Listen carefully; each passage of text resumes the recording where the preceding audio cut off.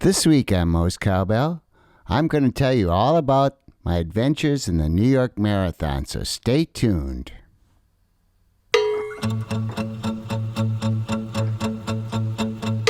More cowbell. More cowbell. More cowbell. Mo's Cowbell.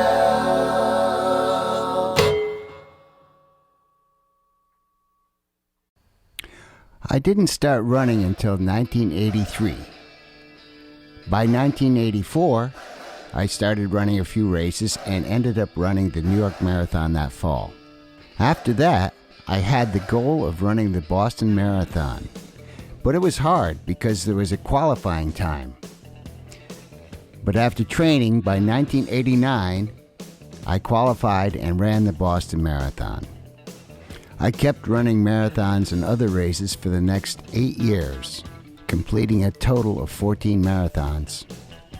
In 1997, I was back in college, and that combined with the pressures from work, I stopped running. Oh, I'd try and fit a run in now and then, but between my knee injuries and my health issues, I really couldn't run with any kind of regularity for 20 years until 2017. Then in 2018, I started training in earnest.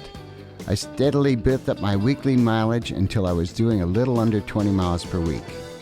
I also did 9 races and volunteered for another race, so I was qualified to run in the 2019 New York City Marathon. On July 14, 2019, I started a 16-week virtual training program, which had me alternating between doing speed work and longer long runs. It went fine for the first 10 weeks, but 6 weeks out from the race, I tore a muscle in my left glute and had to back off my training. I tried for a few days to run through it, but it seemed to be making it worse. The end result was I didn't do any runs longer than 14 miles, and it was probably not enough. It didn't help that I was traveling across the country, camping out, so it was kind of hard to stay on the regular routine. In the last week before my marathon, I was having serious doubts if I could even finish the race, much less hold to my original plan of running it in under 5.5 hours, or maybe even under 5 hours. It was really quite nerve-wracking because it was too late to make up for lost time. But I kept telling myself I'd done it before, and sometimes with even less training than I'd done for this one. Of course, I was much younger then, but defying your age to a degree makes you a hero in some ways and circles. It also helped that a month before, I'd won second place in my age group in the Van Cortlandt cross-country race.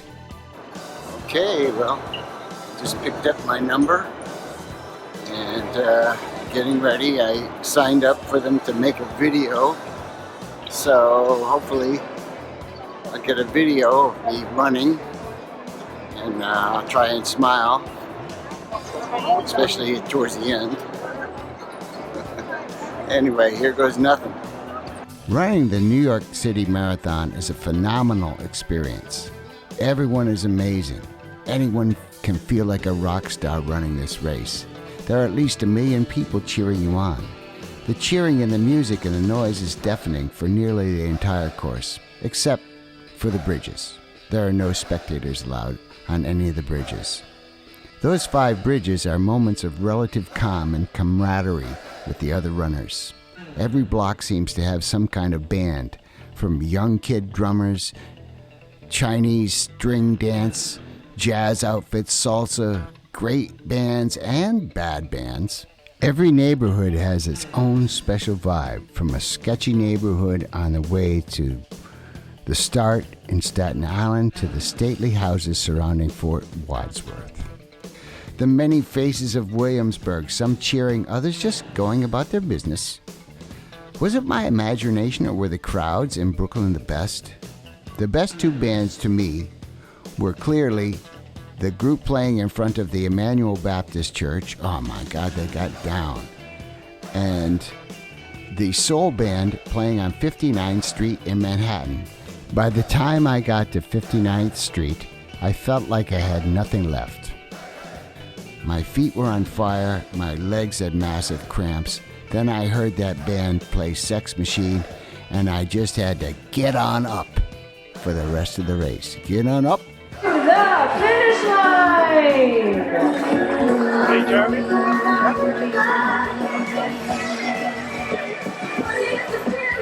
Nice job, runners! Keep it coming, your steps away now from that finish line, from getting that medal, from having that label marathoner. Nice job, 10. I've done this race 11 times before, and the last time was 22 years ago. The place that has changed the most is Queens. That part of the course used to be pretty quiet, but it was popping that Sunday. The road surface on the bridges seemed to be improved also. 22 years ago, the roads were in worse shape, and some of the bridges had very hard surfaces. Another part that changed a lot was the start. Instead of taking a bus from the post office, I took a ferry to Staten Island Terminal. I got up at 6:30 to take the 7:30 ferry, but I got there early and took the 6:15 instead. When I got to Staten Island, there was a long line for the shuttle buses to the start. Once at the fort, there were different colored sections, and you could only go into your own section by showing your bib with the corral color and wave start number printed on it. In the past, I connected with other runners there, but somehow I didn't know how to do that this time. And the next time I'm going to forget my watch and bring my phone. There were so many amazing shots and or videos I could have taken. My iWatch died anyway, and it was useless at the end when I was trying to find my friends at the finish. The finish was also different because instead of a little stall that exited on 72nd Street, there was a long corral up to 79th Street, and then you had to walk back along Central Park West to 72nd Street, and then over to Columbus Avenue. My friends were waiting at me at the 59th Street and Columbus Circle, and didn't know where I was until I got home and called them on my phone. So, this year at the marathon, I'm taking my phone with an extra battery just in case. When I did get home after the race and I took off my socks, I noticed that my right sock was bloody. A month to the day later, my toenail on my right big toe fell off.